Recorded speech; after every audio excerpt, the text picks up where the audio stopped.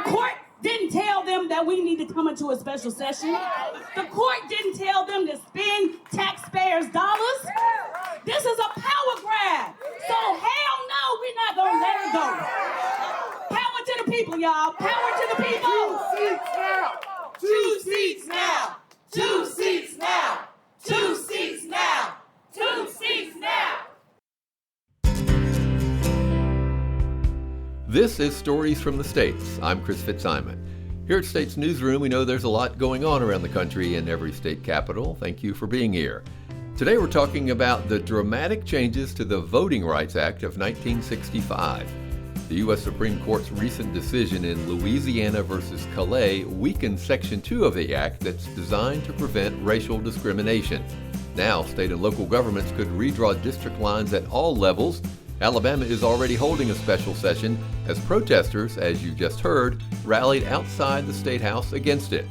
But what does that mean for this year's midterms and future elections to come? What we're going to see in the short term is going to be more partisan gerrymandering, more gerrymandering that's going to make it harder for minority voters to elect their candidates of choice. But first, how are other states reacting to the overhaul of the Voting Rights Act?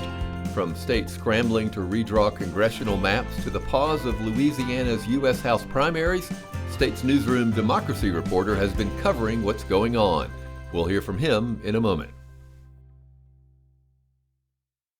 The U.S. Supreme Court has gutted the Federal Voting Rights Act with its decision in a case called Louisiana versus Callais. The decision could upend American politics and have sweeping consequences for how states and local governments draw district lines at all levels of government, from Congress all the way down to school boards.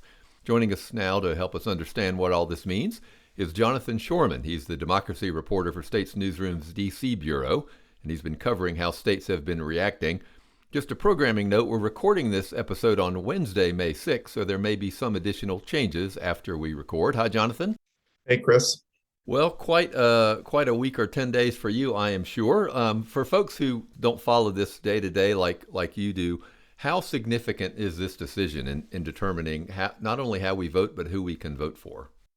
I would say it's probably one of the most consequential Supreme Court cases as it relates to voting rights ever. But certainly one of the most significant actions relating to voting rights, at least dating back to the actual passage in 1965 of the Federal Voting Rights Act. And so what does it mean? The obvious thing I think that a lot of people are getting from this is that, and we can talk about which states and how it's working, is that southern states who are covered by this will be scrambling either this year or in 2 years to draw districts that will be, well, for lack of a better word, whiter than they have been. Right. So kind of the Voting Rights Act in 1965 did a number of things. Some of those things have been weakened over the years. But what was kind of at the core of this decision is previously, or at least what's been in place for several decades, was these protections for what we call majority-minority districts, essentially congressional districts, but sometimes state house districts, school boards, like we were talking about, districts where most residents were from a minority group. Often that was Black residents, but it could be Hispanic or any other minority group.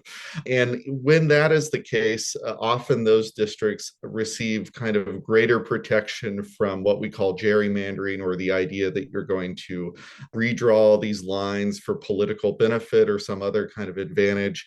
And that the reason behind that was basically to ensure that Black voters who for obvious reasons have been historically kind of disadvantaged when it comes to race, suffered under Jim Crow laws, that they were able to elect politicians of their choosing. And so now this decision says you really can't consider race anymore when you are drawing these districts. So these districts are free to be kind of carved up, split apart in ways that will, over time, most likely limit the ability of Black voters to elect Black members or any other politicians of their choice to Congress or other offices. You know, when I was reading about before this case was decided, when it was argued, I think the conventional wisdom among the pundit class, for lack of a better word, was that this wouldn't have much effect on the 26 elections. This is a question for 28. And yet, as you have reported and others, it looks like some of these southern states are now scrambling to try to, or at least considering scrambling to affect this upcoming election. Right. I'll admit, kind of before the decision, I kind of expected the consequences for this year to be somewhat limited just because of the timeline. But we've really seen in the last week just kind of an extraordinary move from some of these southern states to act quickly, to the extent that Louisiana has even, we have great reporting from our partner, the Illuminator down there. They have even gone as far as to set aside some 42,000 votes that have already been cast in their primary election. That's extraordinary. There's litigation over that. So that kind of illustrates the kind of links that are some of these states are going toward to be able to put these maps into place. And President Trump has explicitly urged these states to do so, saying, I'm paraphrasing here, but even if you need to vote twice to get these maps in place, go and do it. You mentioned the 42,000, I guess, absentee ballots in Louisiana. I thought that was unbelievable. And I guess there's no recourse for those voters other than there is litigation that's been filed, but I'm not sure what the remedy would be. Right. I think there is at least one lawsuit in state court in Louisiana that seeks to basically say, no, you have to keep going with the election. So the remedy would basically be saying, you have to complete this election. You have to count these votes. So I noticed, let's talk about some of the other states. Tennessee had a very controversial session. Florida already passed a law. It seems like they knew the decision was coming. Just saw some of our reporting that South Carolina is considering, Alabama. It really is. It's not just one or two states. Right. So we have those states that you mentioned. I think Mississippi, they have not opened up to congressional redistricting, but they are kind of, interestingly enough, going to have a special session on their state Supreme Court districts later this month, and we'll see if that gets expanded. But yeah, Tennessee, Alabama, Florida has already acted. Louisiana, Louisiana arguably has the strongest case to act because, their map was actually at the center of this Supreme Court decision. So you mentioned Florida's already acted. We'll see what South Carolina does.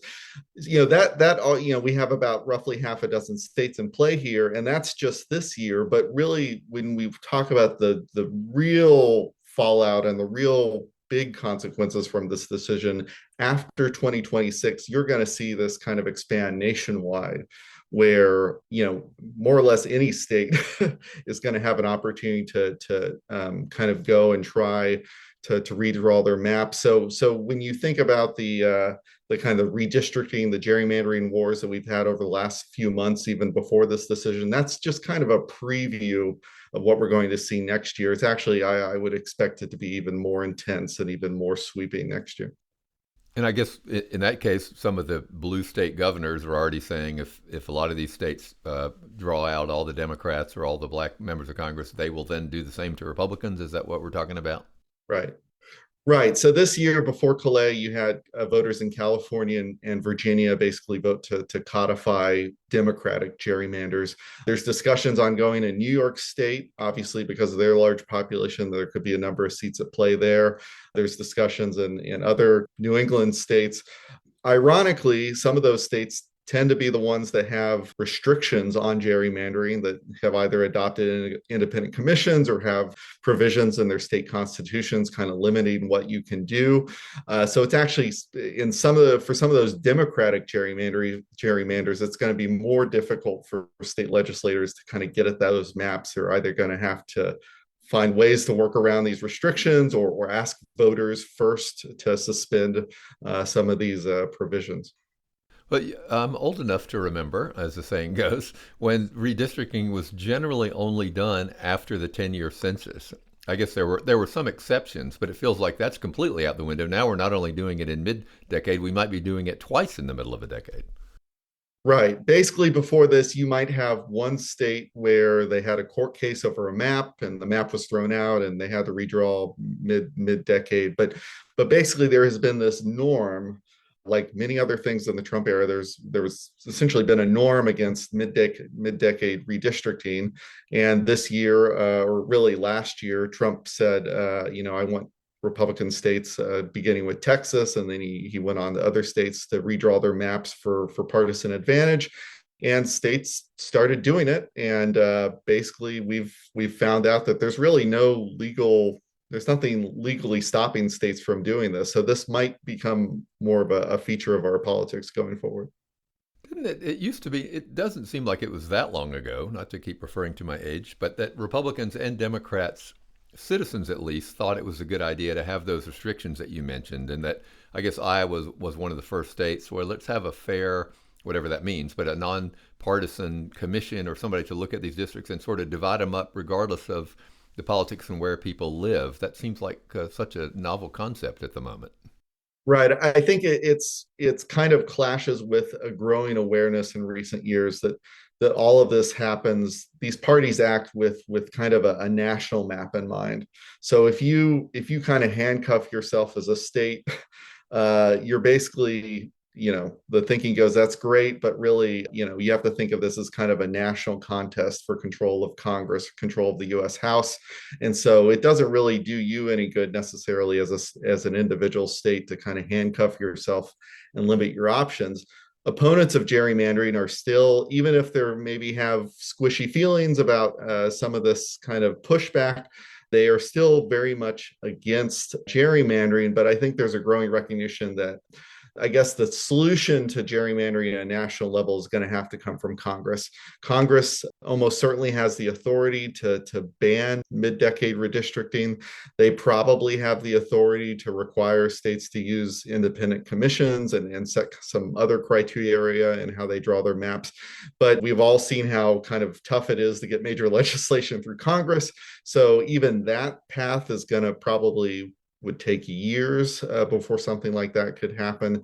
But I think there is a growing recognition that ultimately gerrymandering is going to have to be solved by Congress at some point. And maybe ending where we began, in terms of the Voting Rights Act, I suppose that would take, I don't know if Congress could act and the court would have to strike it down, or the Democrats or people who favored the Voting Rights Act or wanted to keep it more intact would have to wait on a new court. Not necessarily a new court. I think most Democrats want to pass what's called the John Lewis Voting Rights Act after the late congressman and civil rights activist. The key that bill does a few things. Some of those might be impacted by Callais, but the key thing that bill does is restore pre-clearance, which essentially is the idea that states with a history of racial discrimination in voting used to have to obtain federal permission before they made major changes to their election procedures, their voting rights laws. That the Supreme Court put a pause to that in 2013. They did not strike down preclearance. They said the criteria for preclearance was outdated because it really hadn't been updated since the 60s. And so there's some hope that if Democrats passed a bill that basically set new criteria for preclearance, that would be a way of restoring a major protection for voting rights. Well, it's such a historic moment. We appreciate you covering it so well and bringing us up to date. Thanks for being with us. Thanks for having me on.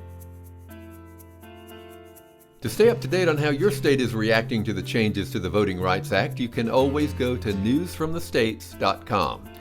With all that's happening in the states now, what could this mean for upcoming elections? In a moment, we'll chat with election expert and UCLA School of Law professor Rick Hasson about what he's preparing for.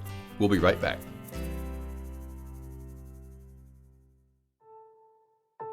At a time when so many communities are losing their local news outlets, States Newsroom is filling a gap. We are now the nation's largest state-focused nonprofit news organization with reporters based in every state capital and Washington, D.C. But we can't do it without your support. Your contributions allow us to produce award-winning journalism and deliver it to you for free, no pop-ups, no paywalls. This is a crucial time to support local journalism, and every bit helps. To give, go to statesnewsroom.com/donate. The United States Supreme Court recent decision in Louisiana versus Callais was an earthquake in the election law world, the voting rights world, the civil rights world. But what does that all mean for the midterms and future elections to come? What about other attacks on voting rights and election integrity as we head toward the midterms? Joining us now to talk about all that is Rick Hasson. He's an expert on election law and teaches at the UCLA Law School. Rick, thank you for being here. Good to be with you. I want to talk about larger election law, but first, what was your reaction to the Supreme Court decision that, in effect, gutted the last major part of the Voting Rights Act? Were you surprised? Well, I would say that I was not surprised, but I was disappointed with the ruling. The writing was on the wall ever since last summer when the Supreme Court didn't decide the Callais case after it was first argued and set re-argument and put the Voting Rights Act in the crosshairs. What was most disappointing about the decision was that it comes across as though it is simply reworking or updating the law, when in fact what it's doing is making it virtually impossible for minority voters to be able to bring claims that would show that they've been denied their opportunity to elect their candidates of choice. Yeah, for folks who don't follow this, and most Americans are just voters and they're consumers and they're busy. Can you give us some kind of historical perspective? I mean, it wasn't before the Voting Rights Act. It was fairly unusual to have Black or Hispanic lawmakers at either state level or federal level seats. So the Voting Rights Act was first passed in 1965, and it accomplished some very important things. For example, Black voter registration in Mississippi in 1964 was under 7%. And in 1968, after the passage of the Voting Rights Act, it was almost 60%. So that was very dramatic. But it was clear after a few decades of the Voting Rights Act being in place that there was still a problem with minority representation. So if you took a place like the city of Mobile, Alabama, which was the subject of a famous Supreme Court case, there were about a third of the population was Black, two-thirds white. They voted for different candidates, and they voted in at-large elections. And that meant that every candidate on the city council was a white preferred candidate. So there was an amendment to the Voting Rights Act in 1982 to Section 2 of the amendment. That was what was at issue in Calais. And that amendment provided that minority voters should have the same opportunities as other voters to participate in the political process and to elect representatives of their choice. What that's meant in practice until Calais is that under certain circumstances, where white and minority voters prefer different candidates and where the group is geographically concentrated, there's sometimes a requirement to draw a district where the minority voters have a fair chance to elect their candidate of choice.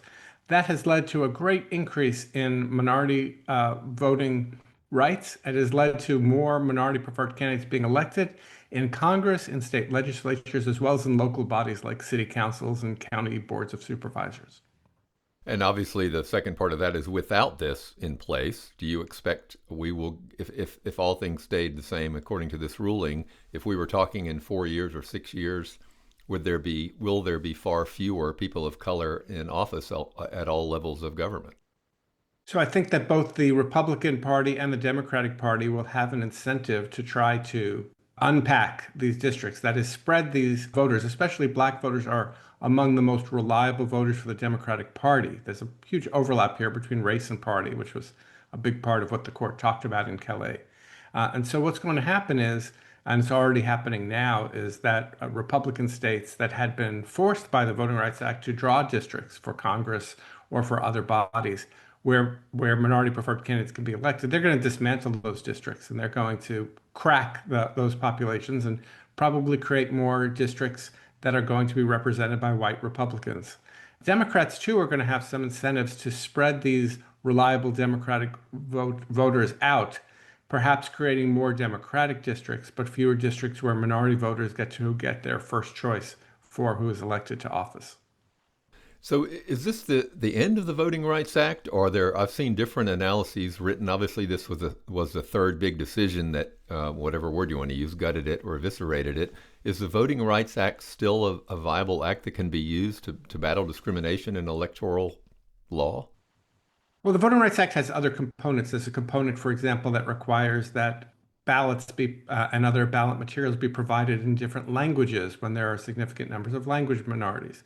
There's a part of the Voting Rights Act that bans literacy tests to be used for voting.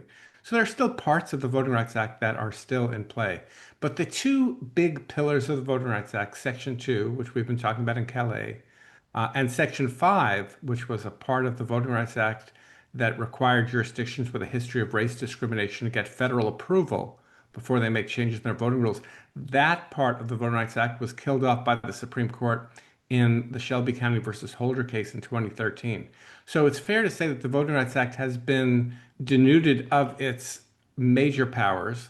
And the way that the Supreme Court wrote the decision, it's going to be difficult for Congress to come back and write a new Voting Rights Act that, at least in front of this court, would be found to be constitutional under the 14th Amendment's Equal Protection Clause and the 15th Amendment ban on discrimination in voting on the basis of race.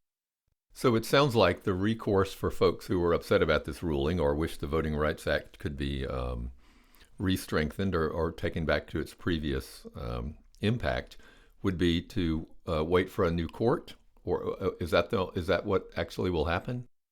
Well, one way that this could change is if the court's personnel changed. Another way that this could change is if Congress passes a new law and basically dares the Supreme Court to strike this new law down.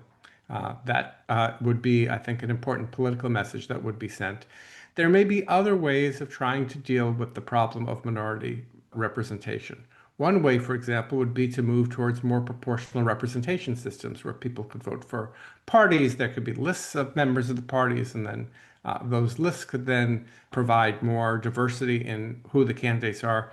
I think we're just at the very beginning of things. What we're going to see in the short term is going to be more partisan gerrymandering, that's going to make it harder for minority voters to elect their candidates of choice. But it's hard to know where this ends up, because I think this kind of earthquake in American politics is likely to provoke a counter reaction. It is potentially likely to spur new movements towards greater civil rights. And finally, before I let you go, and we appreciate your time, but you have written extensively about election law, not just the Voting Rights Act. And I wondered, here we are approaching the summer. The midterm elections are just around the corner. The 2028 elections are coming. And it feels like people might be confused as to what they read about mail-in ballots. Are votes going to be counted? Are the elections going to be safe and have integrity? What are your primary concerns about the midterm elections, given the political climate and the legal challenges that we're all facing? Well, the important thing to recognize is that it's mostly states that have the control over how ballots are to be cast. And so in those states that have adopted mail-in voting, that mail-in voting is going to continue. We see very little fraud with mail-in ballots. We see very high rates of compliance with the law. And so really the big question mark now, I'd say there are two. One is the Supreme Court has pending before it a case called Watson, where the court might say that even if states allow for ballots to arrive after Election Day, they can't be counted in federal races. I'm not sure if and when the court's going to rule on that case, but it's always prudent, if you're going to vote by mail, to vote as early as possible to make sure your ballot is received and is fairly counted. The other question mark is Donald Trump, who has put forth a second executive order related to voting, and this one would try to change some of the rules that the United States Postal Service would use in order to, when it would deliver mail-in ballots. This executive order, which is not a law, it's just what the president is directing internal parts of the federal government to do, has already been challenged in court. And I think it's very unlikely that anything that he's trying to do in that measure that would affect mail-in balloting would actually be in place in time for the 2026 midterm elections. And finally, along those lines, you mentioned the president. There's been a lot of publicity about the Department of Justice requesting voter rolls from states. Obviously, they confiscated ballots in Fulton County, Georgia. I realize that elections are ruled by the states, but are there things that you're worried about the federal government sort of stepping in, either in 2026 or 2028, indicated by all these sort of machinations we're seeing? I do have concerns. There's no legitimate reason why the Department of Justice is trying to seize ballots from the 2020 election or try to get information about election workers who worked in 2020. The 2020 election was fairly conducted. There have been numerous investigations. There's been no evidence whatsoever of any kind of fraud or inaccuracy in what the results were in Georgia or elsewhere. Either this is some kind of way of placating the president, who seems to be somewhat obsessed with having lost in 2020, or it's a way to further undermine people's confidence in the election process, which might be important for Donald Trump if in fact Democrats retake control of the House of Representatives, he might try to delegitimize Democratic victories by claiming without evidence that it's because of fraud.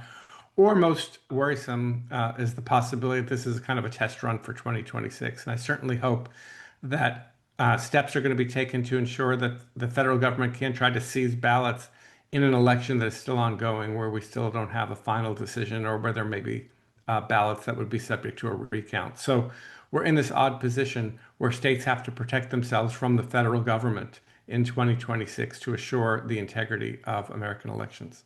Well, thank you so much for helping us understand all that and all the work that you're doing. Thank you so much. It was great to talk to you. Capitalism! Turn me around, turn me around, turn me around, ain't gonna let capitalism turn me around. Gonna keep on walking, keep on talking, marching up to freedom land. Many voters aren't too happy with their state representatives on this move to eliminate majority-minority districts. What you're hearing are protests that have erupted in Tennessee. More is to come with the fallout of this Supreme Court decision. To stay up to date on how your community and others across the country are reacting to the redistricting scramble, you can go to newsfromthestates.com. We'll be right back.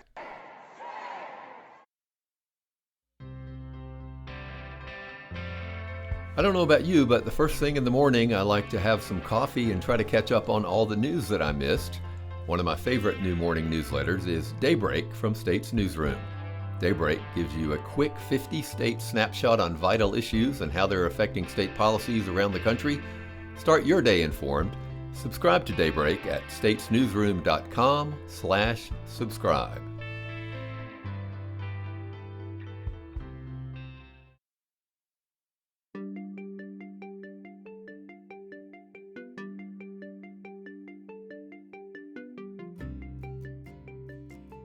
And joining us now, as she does every week at this time, is States Newsroom's Evening Wrap newsletter writer, Danielle Gaines. Hi, Danielle.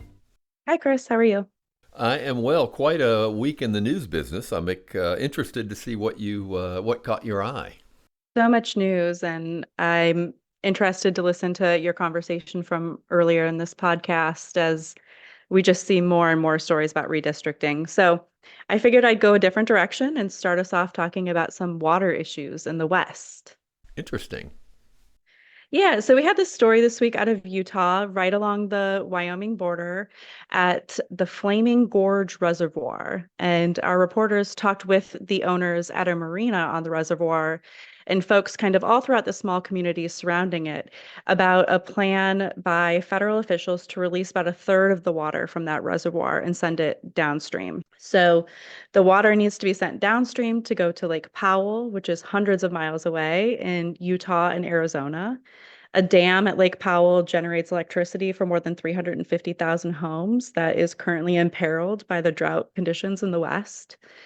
And both of these bodies of water are part of the Colorado River Basin, which is, dealing with drought, climate issues.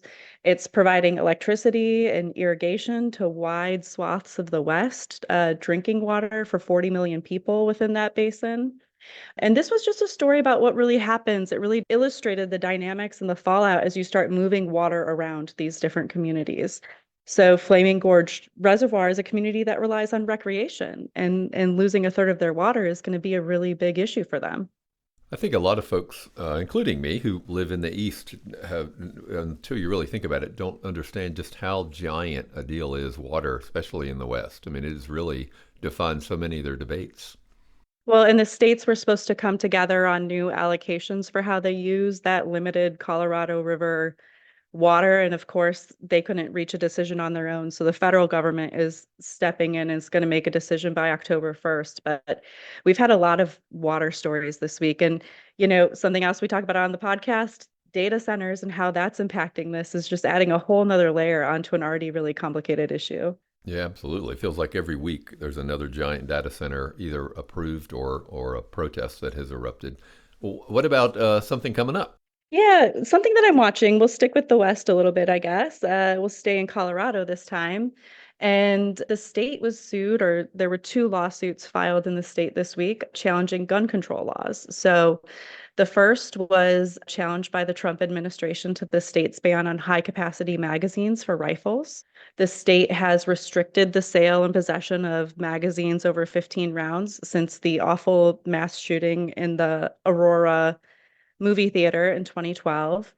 And the Justice Department also sued the city of Denver over its assault weapons ban, which has been in place since Wow. 1989. I had no idea. Yeah, longer than a lot of listeners of this podcast have been alive, maybe. So they sued. This was a lawsuit brought by the Justice Department's Civil Rights Division, as it exists in the Trump era, because it's a violation of the Second Amendment, they argue. Denver officials called it baseless and a clear overreach. The state attorney general had said this lawsuit is part of the Trump administration effort that basically turns the mission of the Civil Rights Division on its head. And they are vowing to fight. We also had one other interesting story about gun control this week, if I could share it. Sure, absolutely. Go ahead. And that is a group of attorneys general, Democratic attorneys general from across the country. 22 of them are challenging this U.S. Postal Service rule that's in the rulemaking regulatory process that would allow you to send guns through the mail. I read that and that's bizarre. That has been a law since 1927, nothing new. And AGs are concerned about this just making it easier for guns to get in the wrong hands of the wrong people. Gosh, yeah, 1927, that is definitely before a lot of people listening to the podcast were born, probably. All right, and what about one last thing? Yeah, one last thing. We had this story this week. It kind of just tugged on my heartstrings a little bit because it's an issue I'm familiar with, and that's the issue of problem-solving courts. I don't know if a lot of people know about them. I was a longtime reporter in Maryland, and I shadowed a problem-solving court in Maryland for a whole year. So these are court systems that are set up to help people avoid incarceration by instead kind of coming into court, being under a judge's supervision. They usually attend once a week and check in with prosecutors, defense attorneys, judges. They have to make progress on, if it's a drug court, which is what I followed, for example, on counseling, on treatment, on any, community service component of what they're doing. And the state of Nebraska declared May Problem Solving Courts Month. And they had a ceremony. It was very interesting. The state has been growing its problem-solving courts aggressively. So 43 judges in the state watch over 35 problem-solving courts. There are drug courts, like I talked about. There are DUI courts, veterans treatment courts, where you can help, veterans who are having any number of issues connect with the resources that they need. Family treatment courts, which help families get through issues. And as part of this, a recent graduate of a drug court was there with all of the state Supreme Court justices getting recognized. And I thought that was an incredible testament kind of to this system. Yeah, nice to hear something that helps the community and works.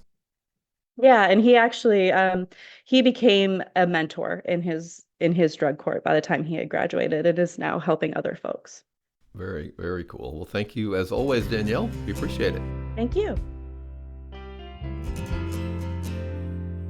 Thanks for listening to Stories from the States. I'm Chris Fitzsimon. Mallory Chang produced and edited the podcast. David Singer produced our theme music. A special thank you to Ralph Japoco from the Alabama Reflector and Holly McCall at the Tennessee Lookout. If you liked what you've heard today, please leave us a rating and review. It means a lot to know what you think about the podcast. To stay up to date on the latest episodes, subscribe now to Stories from the States, a podcast from States Newsroom, available wherever you listen to podcasts. We'll talk to you soon.